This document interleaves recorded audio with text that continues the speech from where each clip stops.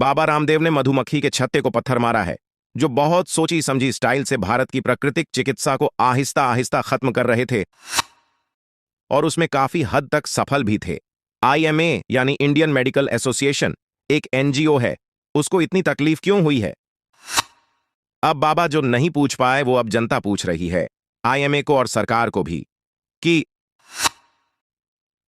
बेंडोंट allopathy की दवाई में एमआरपी की जगह प्रोडक्शन कॉस्ट बता दे तो बड्ढी बड्ढी फार्मास्यूटिकल कंपनियां कितनी लूंट मचा रही है वो जनता को समझ आएगा।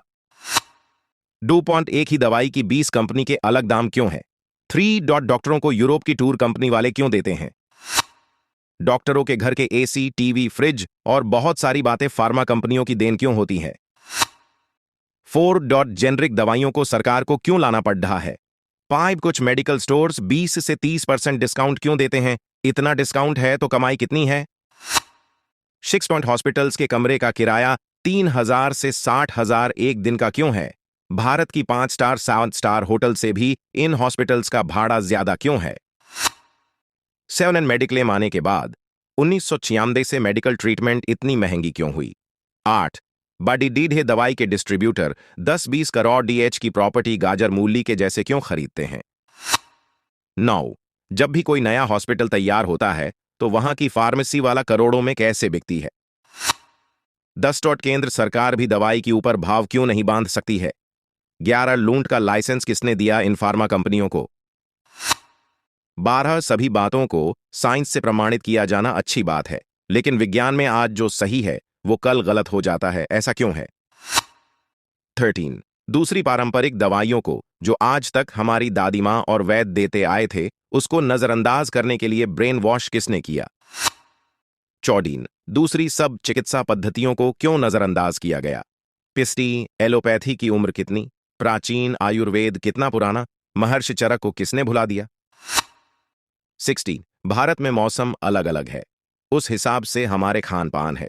सैकड़ों मिठाई खाने के बाद हमारे बाप दादा 100 साल निकाल लेते थे।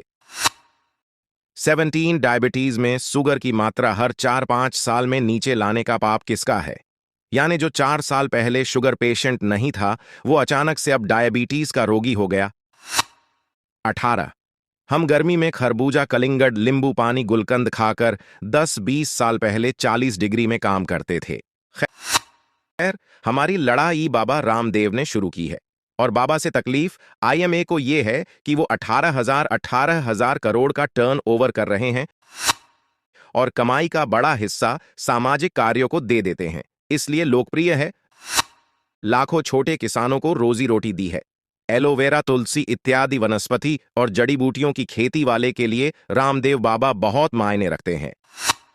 और हां, कांग्रेस के समय में बाबा के ऊपर किए जुल्म सबको याद है, तो बाबा खुद कैसे भूलेंगे? वो समय पर बाबा की पतंजलि के सभी स्थानों पर फूड एंड एल्डर ट्रेसन के छापे वृंदा करात, प्रकाश करात, जो 100% वामपंथी सीपीआई के सांसद थे, उसने डाले थे, वो क्यों भूलेंगे? बाबा रामदेव ने भारत की जनता की आवाज उठाई है और फार्मा कंपनियों की मोनोपोली पे वार किया है। आपको क्या करना है वो आपको तय करना है। जय आयुर्वेद, जय भारत। ये आईएमए भी कितनी नादान है। जब 1800 का कॉन्टैक्ट लेंस बाजार में 18,000 में बिकने की खबर छपी तब भी आईएमए नहीं बोली। 2 जब दवा कंपनियों ने मेडिकल स्टोर वालों को खांसी की 100 शीशी पर 200 शीशी का गिफ्ट ऑफर मिला तब भी आईएमए नहीं बोली। 3 जब सर्जिकल आइटम 80-45% की छूट पर दुकानदार को दिए तब भी आईएमए नहीं बोली। 4 जब दवा प्रिंट रेट का मात्र 25-30% लेकर दुकानों पर बेची और दुकानदार ने प्रिंट रेट से 20% ऊपर कस्टमर से वसूले तब भी आईएमए नहीं बोली। 5 जब प्रिंट रेट अचानक हर 4 महीने में 25% बढ़ी तब भी आईएमए नहीं बोली। 6 जब एमआरआई, एक्सरे, एचआरसीटी की रेट अचानक दुगुनी चौगुनी हो गई तब भी आईएमए नहीं बोली। 7 जब लैब की रिपोर्ट एक डॉक्टर से दूसरे डॉक्टर तक जाते ही खारिज हो जाती है तब भी आईएमए नहीं बोली। 8 जब एम्बुलेंस ड्राइवर को डॉक्टर या अन्य स्टाफ को एक मरीज लाते ही 25% कमीशन दिया जाता है तब भी आईएमए नहीं बोली। 9 जब डॉक्टर के घर के गेट पर कमीशन राशि और गिफ्ट लिए कंपनियों के एमआर रोज परेड करते हैं तब भी आईएमए नहीं बोली। 10 जब एक पर्टिकुलर डॉक्टर की लिखी दवा शहर के एकमात्र पर्टिकुलर मेडिकल स्टोर पर उपलब्ध हो तब भी आईएमए नहीं बोली।